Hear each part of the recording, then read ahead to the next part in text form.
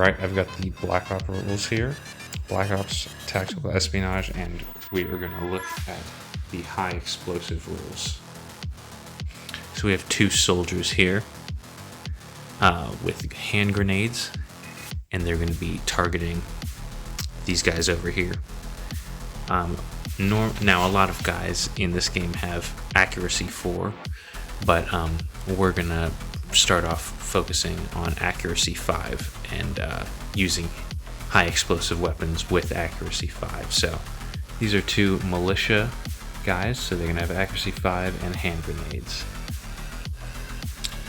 Let's check out the hand grenade stat line. So you can see under close range, there's no number. It starts at effective range. So effective range is 5, extreme range is 10. And that means anytime you're shooting with this, you're already taking the penalty. You're already shooting. You're throwing your hand grenade at effective range. So let's look at the stat line and the distances. So this will be our basic stat of accuracy 5. This is close range, which is the same as effective range for the hand grenade. They are both already, you're going to effective range at any range. So close and effective range are going to be at the effective range number, which is going to be 6 at this. Already one more difficult than 5. Going up to 7 at, long range, at extreme range. Now this is the numbers required to hit while aiming. So you got your grenades, you stand still for a turn and aim and throw that grenade. You're going effectively from a 5 down to hitting on a 4. Easier to hit. So let's see what the grenade would be. Close range or effective range, you're still going up to 5s. So aiming, your best chance is hitting on a 5. And that is just to suppress, because the way high explosive weapons work is to do damage other than just suppressing. Your dice roll must score 2 higher than the base number you need. So we're aiming, base number we need is 5, but we need to score 2 higher than that to even do any damage, and that takes us into 7 territory. And so essentially anyone with accuracy 5 is unable to do any damage in the game with high explosive weapons. So that means these high explosive weapons are really only going to be good for suppressing enemies. They will never do a hit. I don't think there's any way to boost. You can aim, that's the only boost you can get, really. So that's just kind of the way it is. Suppression is your only tool with high explosives when you have AC 5. So these two militia guys might get some hits off on these guys. The hits will never do damage. It will only suppress them at best. So you get what I'm saying. I don't need to repeat it anymore. Now say we have someone who has natural accuracy 3 or someone with accuracy 4 who's aiming. So essentially becoming accuracy 3 for that turn. They're going to be hitting, like I said, both extended and close range, up to 5 inches on 4s, extreme range on 5s. So they have a pretty okay chance of actually hitting with the grenade, but they're going to have to still roll that 6 even to do. That's when you can start doing damage. So starting at AC 4 is when you are able to even do damage with high explosive weapons, but you have to aim to even do that. And while no one in the game has natural AC 2, accuracy 2, accuracy 3 characters who are aiming become essentially that.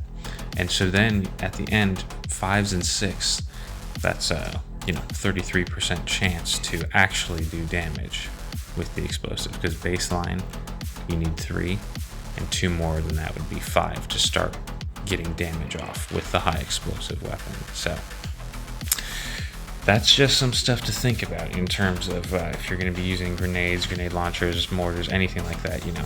The people who are using these things or directing the fire of these weapons is going to determine whether it's a suppression tool that you can use, which is good. The suppression is great, but you just need to know that not all of your, not all characters have the same ability with these weapons. So now that I've described how difficult it can be to even get suppression, to even get, any sort of effect with your high explosive weapons, we're going into that. Now the damage of all of these high explosive weapons is going to be variable. It's a dice roll, usually D3 or D6. The can grenade is D6, which is nice, but is it? Let's see. Excuse me.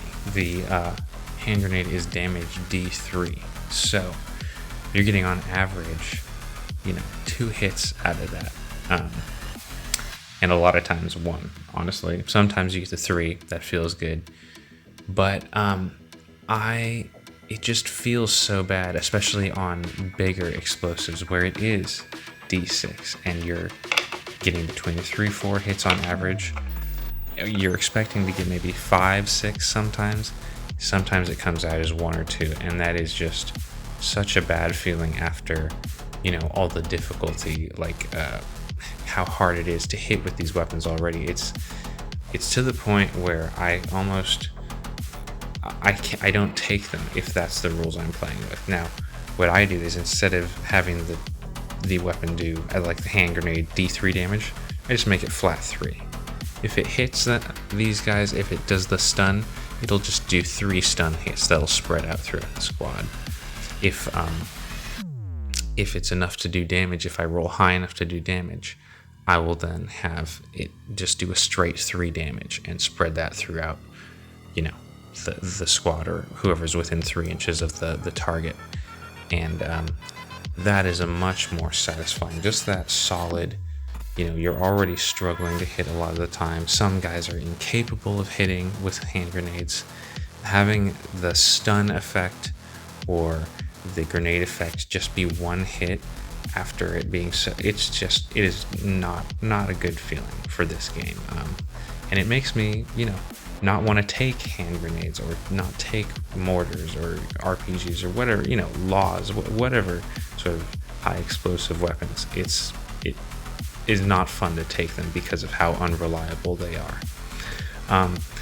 And so that's what I do. I just change it from D whatever damage, D3 or 6, to just straight 3 and 6, and it improves the game a lot. I think the explosive use in the game, because I've played it. You can play it however you like, but not fun for people. I can tell you that.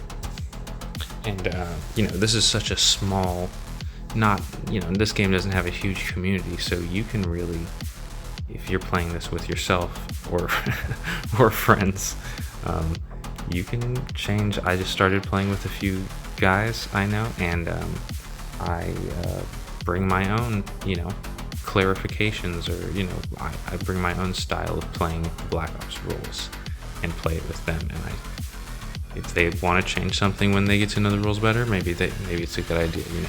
These are just rules to have a good time with, so I don't feel bad at all, or I don't feel I'm doing anything out of the, guy wanted you to have fun with the book, right? With the game. So just do whatever makes sense and, have fun.